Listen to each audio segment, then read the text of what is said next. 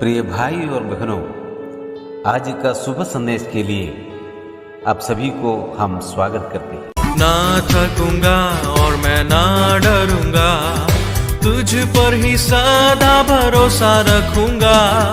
ना थकूंगा और मैं ना डरूंगा, तुझ पर ही सदा भरोसा रखूंगा। महिमा में दुल्हा जब आएगा, उसके सीने में मैं सुकून पाऊंगा। महिमा में दुल्हा जब आएगा, उसके सीने में मैं सुकून पाऊंगा। यीशु मेरे लिए काफी है, सारे दुख मिटाने को। संतुष्टि देकर सदा काल तक सहायक वो देगा विजय मुझे। संतुष्टि देकर सदा काल तक सहायक वो देगा विजय मुझे। आज का संदेश परमेश्वर के दास नेल्सन थॉमस मुंबई से बांटा जाएगा। प्रार्थना के साथ सुनिए। प्रभु परमेश्वर की स्तुति हो। हमारे थोड़ी देर के मनन के लिए आइए हम फिर से जाएंगे यूहन्ना का सुसमाचार 2 अध्याय, उसका 13वां पद से लेके 16वां पद तक। John's gospel chapter 2 verses 13 to 16। पिछले हफ्ते हमने यहाँ देखा कि प्रभु यीशु मसीह किस प्रकार फसह के दिन में यरूशलेम के मंदिर में जाते हैं और वहाँ यरूशलेम के मंदिर के अंदर अलग अलग प्रकार के व्यापार करने वालों को देखते हैं और भेड़ों, बैल, कबूतर बेचने वाले और मनी एक्सचेंज, पैसा का एक्सचेंज करने वाले सराफों। यीशु मसीह रेसियों का एक कोड़ा बनाया और सबको वहां से बाहर कर दिया और बोला कि मेरा भवन प्रार्थना का भवन है, ये व्यापार का स्थान नहीं करना है। कई सबक हमें इस घटने से मिलते हैं।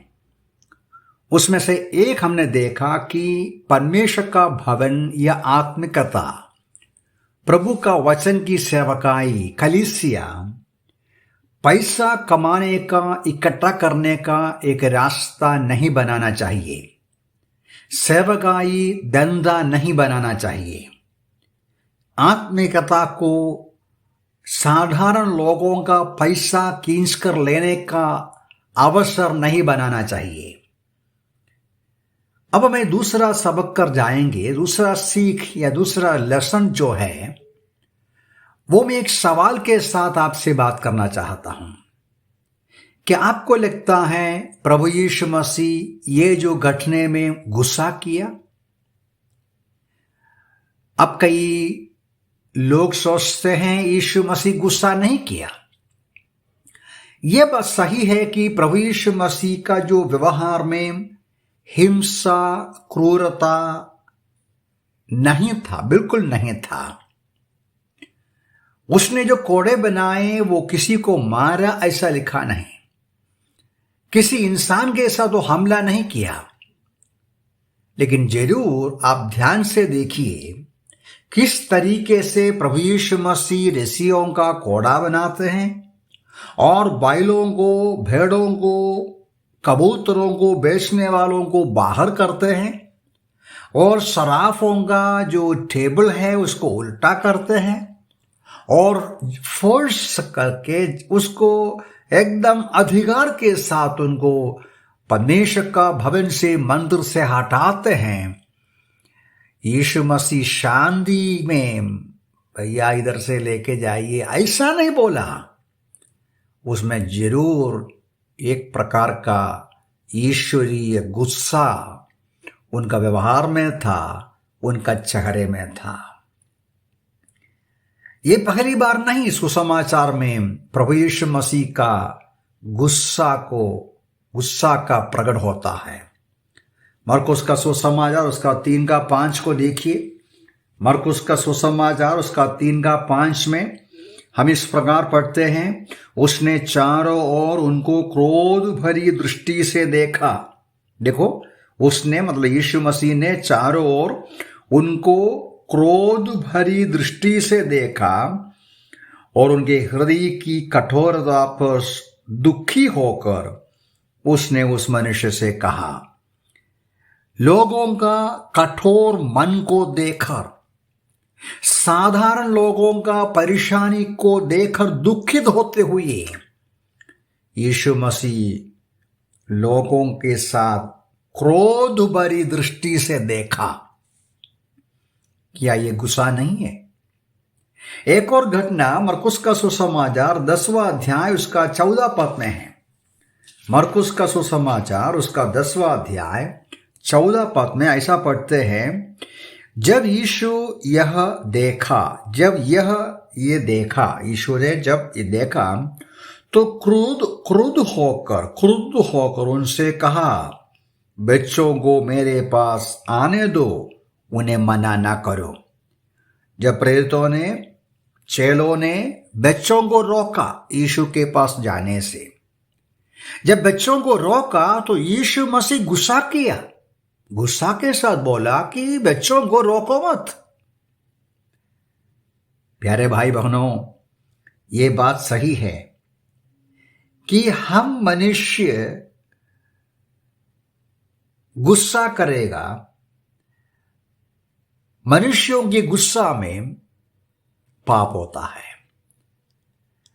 ये हमारे मन के, हमारा जो बड़ी कमजोरी है। इसलिए बाइबल जरूर कहते हैं गुस्सा मत करो।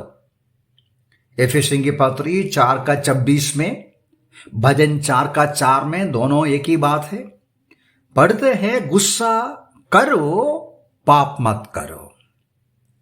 इसका मतलब ईश्वरीय गुस्सा है, एक सही गुस्सा है, सही प्रकार का एंगर है। मनुष्य का पाप को देखकर, गंदगी को देखकर, अधार्मिकता को देखकर, किस प्रकार लोगों को सताया जाता है वो देखकर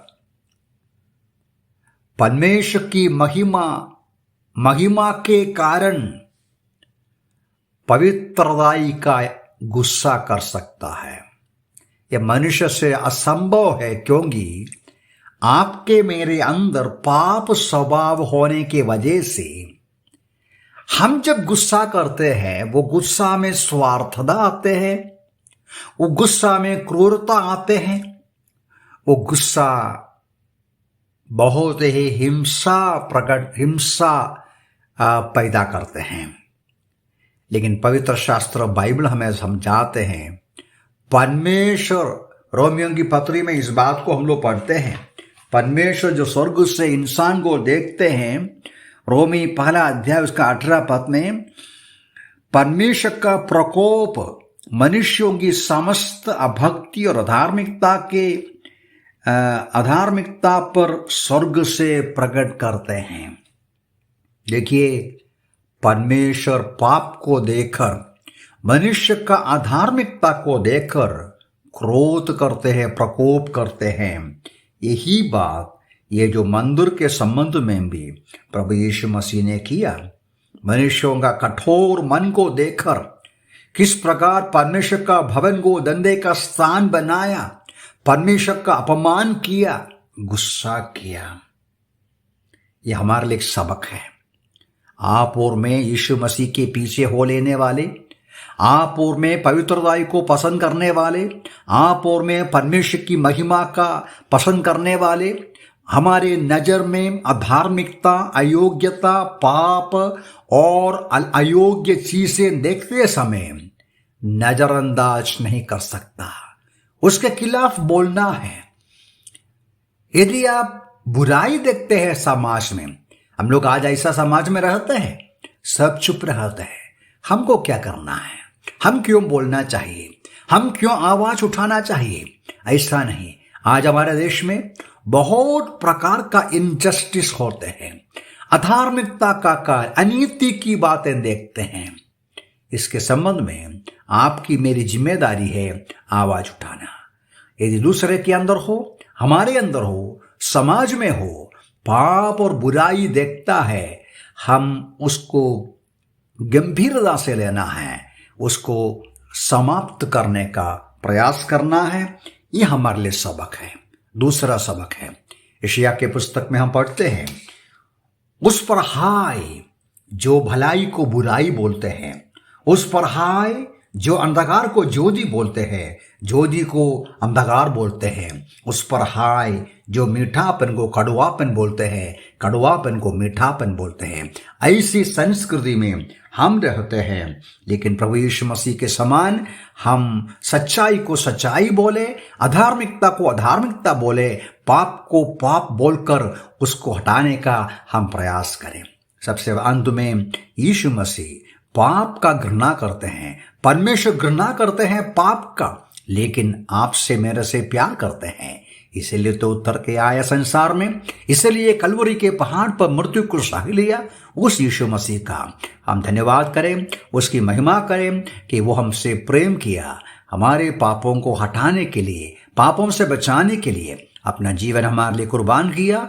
उस यीशु मसीह की स्तुति हो, उसके पीछे हो ले और उसकी महिमा करें। प्रभु के नाम की महिमा हो।